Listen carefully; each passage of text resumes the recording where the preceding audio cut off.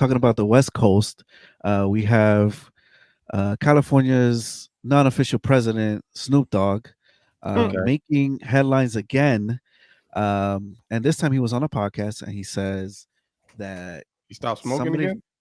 not stop smoking or promoting another product, but it was more to do with music, right?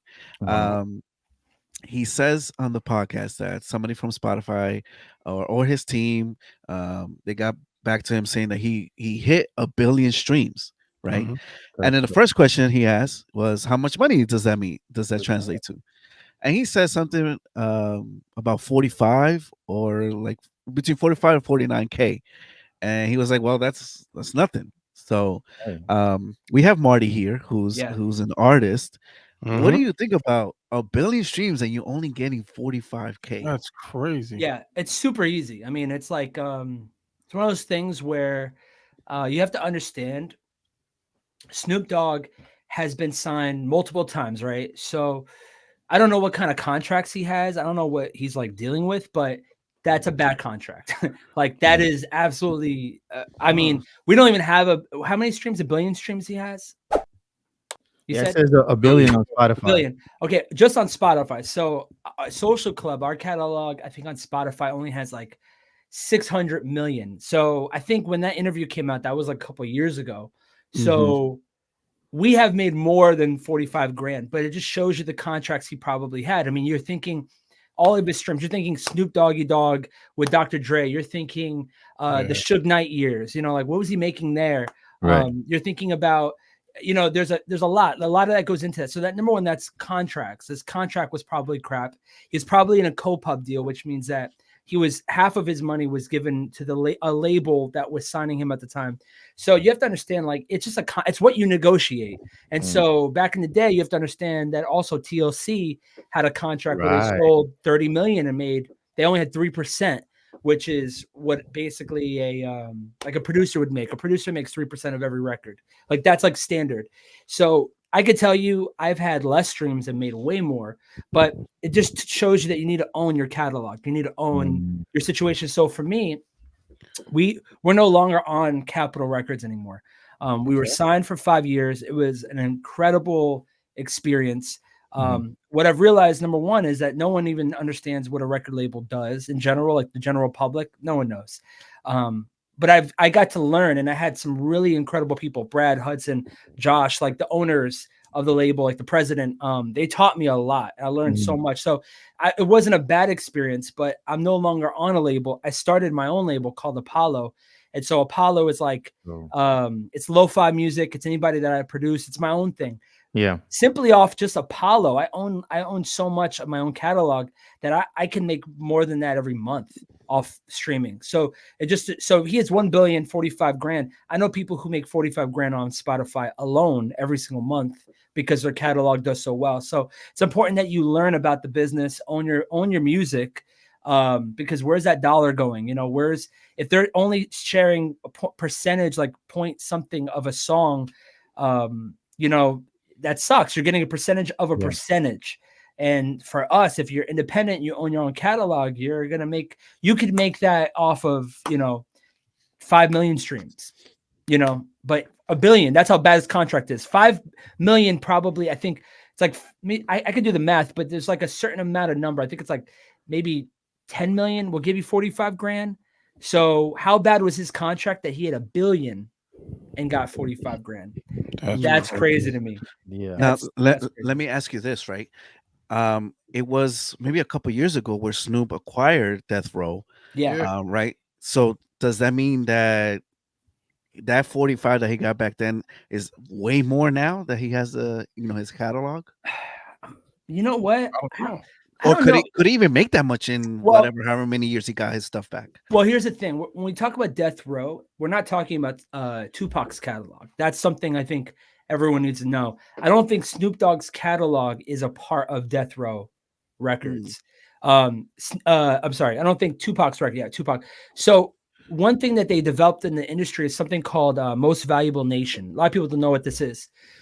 When Tupac died, his catalog would sell so well, you didn't really need promotion for it. People loved Tupac and they want to buy it. So they want to buy his records regardless. Stream it. You don't need promotion. And so Tupac's estate basically made something called No Most Valuable Nation, where they have the lowest percentage of split. They have the highest amount that they make and the lowest between a label. It might even be like 95% they keep, 5% they give to a label that manages the money. And so because of that, they started something where now you have to legally, once you talk to a label, you can ask them, hey, what's the MVN? What's the most valued nation? They have to tell you what that is. So what that would be on their label. So maybe Beyonce has the highest royalty rate. You get to know if you ask. But if you don't ask, they don't need to share that with you. So one of the things that you want to do when you get signed to a label is, hey, what's the most valued nation? Like who gets the highest royalty rate in this label? All right, great. It's Beyonce. She gets the highest rate. Can we go a little higher? And then you can negotiate that. Most of the time, if you're a new artist, you can't. But if you're someone like us, where we came with a full catalog, that we still got we got our masters back, by the way, and everything. But the catalog was selling before we signed, so we could negotiate that. So our deal with Capitol at one point was 50-50, where we both share all the expenses. A lot of artists have that, that's like a John Bellion would have that, or somebody like a KB might even have that right now, where it's like you pay for the music, but you keep 50%. It's huge checks come your way. Right. But so you want to know about, that's where it's important to know about what you're in. You know, if you're an artist, you need to know about the industry you're in. If you don't, you're going to get thrown around like a rag doll. You know, they're going to take advantage of you. They're going to pull a Suge Knight. So, I mean, outside of Tupac, what else is on Death Row Records? Dogfather? I really don't know. I mean, there really isn't. I don't think Dr. Dre's on there. So I'm like, what are we talking about here? You know? Yeah. The Dog Pound and Jewel.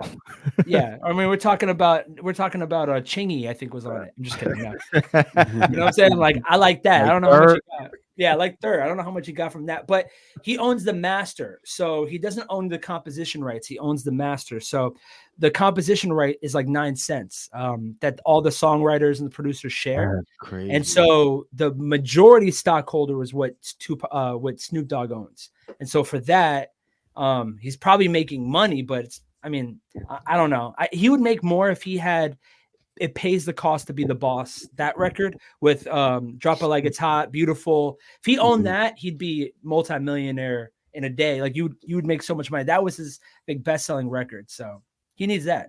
But I think Pharrell owns that, if I'm not mistaken. Or a portion of it. Yeah. Pharrell's caking it. Yeah. He's making the thing is, you have like guy Pharrell, like, who probably owns the master ownership of all the songs he's worked on. So, you know, you have, let's say 5-6% of Jay-Z, you have 5-6% of all these different artists. Talking out of my hat because I'm assuming, but that's what a producer like Pharrell would get. He would get a higher royalty rate. So he's probably caking. He doesn't have to make another song his whole entire life, but you know, especially for the artists that he produced for and the numbers that they're doing. Yeah, just the Timberlake records probably get. I always think about it. So songwriters, we get paid 5 times a year if you're on BMI. I always wonder what's like a Drake BMI check. What does that look like? I have no idea. Probably like 7-8 million plus, like in every couple months he's getting just off like a 9 cent royalty rate. You know, that's crazy. I was just I was looking at Bad Bunny's numbers, like right from Spotify. They say I think 14.8 billion that he did, and that little, and what he made off of that was 36.2 million. I think he made more now. He owns his. He made more now. Yeah, he owns now his label. He's going through Orchid. He goes through Orchid, which is like the biggest. They're more of like a marketing firm that became a label, and he was able to fund everything in his life because he owns his master, and that's why it's really important for you to own as an artist. You need to own your master. Why whenever I say, I hate the word master, I don't know why. I hate saying it. You got to own your master. It sounds so odd coming out of my mouth, but you have to own the master file. Pause. Big pause. You have to own the master file because that's where the money is, and that's where labels make their bread. So artists like Ice Spice, she's making a small percentage, and the label's caking right now. Caking. Right. So you see like the difference, right? Because like you're saying, because look how much he's making off of his billion streams, and as opposed to Snoop, He's not making 45 grand. I'm telling you that. right per billion. I mean, He's making. I mean, I'm trying to find this royalty calculator that I have, and the thing is also about him. He produces his own stuff too a lot. And so just imagine so Snoop doesn't produce. So he's only making a portion of a portion of a portion.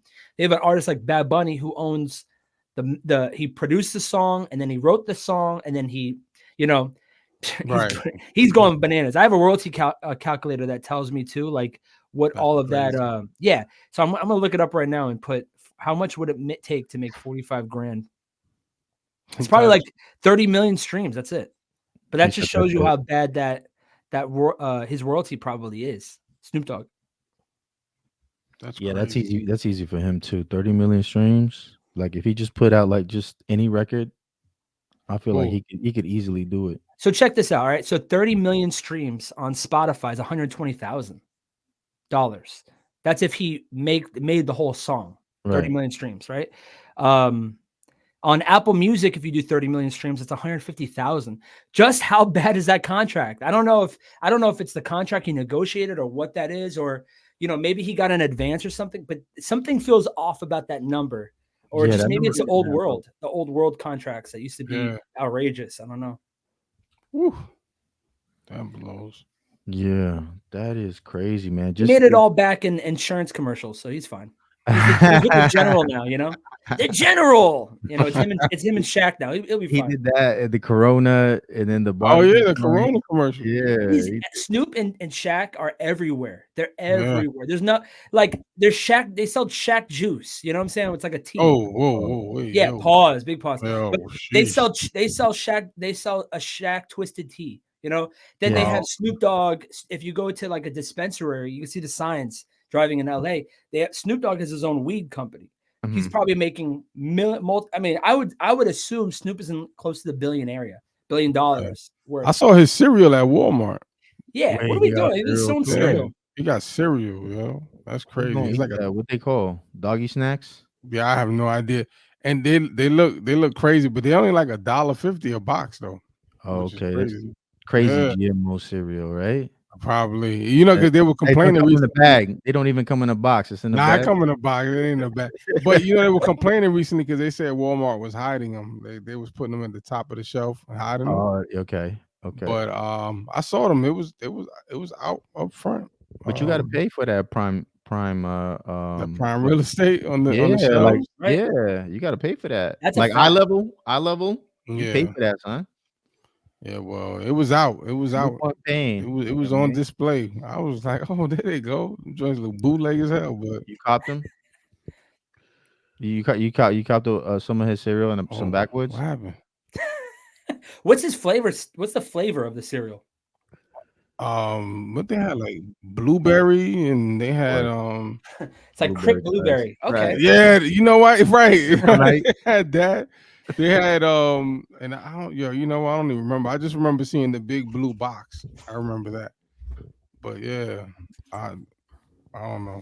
I didn't even think to buy it or try it. Just happened to walk by and say, "Oh, there goes the Snoop cereal." Keep it moving. My son came home with But what? I don't mean to change the subject, but oh, you good? You good? I didn't even know you was a little glitching for a minute. Oh, me? A word? My bad. That was Jay. Jay left. My son came home with them rap snacks. You seen them chips? The Boosie hot chips. I was like, why? Wait. Now you saying that? Have you tried them? No, I ain't tried them. I didn't try them. Bro, the kids today, right? My son and my daughter come in the house and they're like, yo, you got to try this. I'm like, all right, okay. So they open up the bag. It was Rick Ross. What is it? Sweet chili lemon pepper. Lemon pepper. Right. So I try it. And I'm like, wait. Right. I was like, yo, after he took a bite. Right. Sound just like, oh, yeah, bro. It was good though. It was good. The sweet chili lemon pepper. The bags are huge, but it was good. So it wasn't bad. And then the Snoop was, I think it's like sour cream barbecue or something like that. But it was actually good. They got everybody too, man. Like who is that? Smart. Is that Master P's joint or that's somebody else's? I don't know. I don't know. Because they got everybody. Very smart. Really smart idea. Yeah. It's good though. Try it, Jimmy. I can never find them. I don't No? ever. Yeah, I can't find them anywhere. But the thing is, I don't really. I don't pump gas at like those gas stations that, you know what I'm saying? Like some gas station, you have to have that right gas station that would sell it. Not, you know, we got it from Sam's Club. Oh, we got them from Sam's Club. They big box, like the big box of it. Yeah, the big box. Oh my god, all the flavors, Boosie's on the side of it. Yeah, the big box. The kids my son was like, "Oh, let's try these." And I'm like, "You sure you want those?" All right. And he was like, "Well," he saw the flavors. He was like, "Well, I want to try them." I'm like, "All right." And it was cheaper than like the Lay's. So I feel like it comes with like high blood pressure if you cop them like automatically and diabetes. All of them, bro. No, especially those. Those just the Rick Ross one's in particular, probably for sure. So probably just 1,000 calories a bag. Easy. But I'm telling you, Jimmy, try them. Try and watch. Then you're gonna be on the next show sucking on your fingers with a sweet chili lemon pepper. Yo. Available at your local Fast Track right now. Just kidding. I'm gonna wait on those Social Club Misfit tostones chips. Oh my god, yeah, that's exactly what I would do. Heck yeah, you already know tostones for sure. It's a wrap. That's a really smart idea. I'll be surprised if Bad Bunny doesn't come out with something like that. Like he should, right? Right? Yeah. That's true. That's a great idea. That's a great idea. I don't know, Bad Bunny. TNC gets 10%, Marty. Edit that out because you're gonna. He said edit that out. Right? That idea will be stolen soon. Right.